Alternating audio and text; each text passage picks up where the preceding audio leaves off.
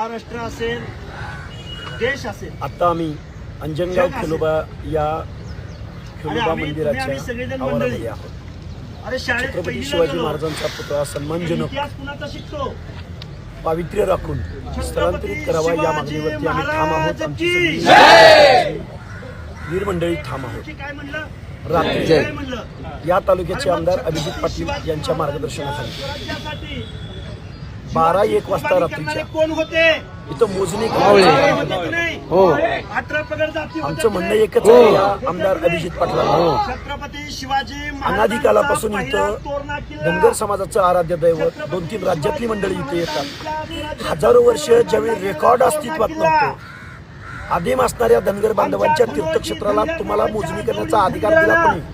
छत्रपती शिवाजी महाराजांना. तुम्ही काय आमचं देवस्थानावरती येणार का? त्यामुळे आम्ही त्या मोजणी करणाऱ्यांना रात्री इथून पिटाळून लावलेला आहे.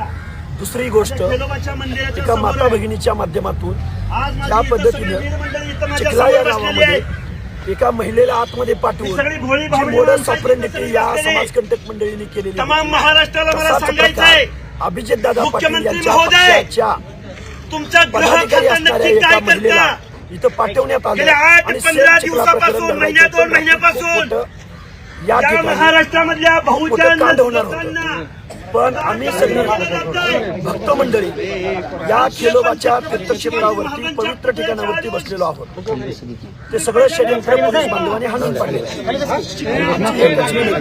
सन्मानजनक पावित्र्य राखून छत्रपती शिवाजी महाराजांचा पुतळा योग्य जागेमध्ये, तो शासनाच्या जागेत बसवा किंवा या गावातल्या ज्या मंडळींनी हे कृत्य केलंय, धनगर समाजावर दहशत बसवण्याचं, त्यांच्या रानात बसवा. 1-2 एकर जागा घ्या ना त्यांची. इथं जवळच आहे रोडच्या बाजूला, आणि तिथं शिवसृष्टी उभी करा.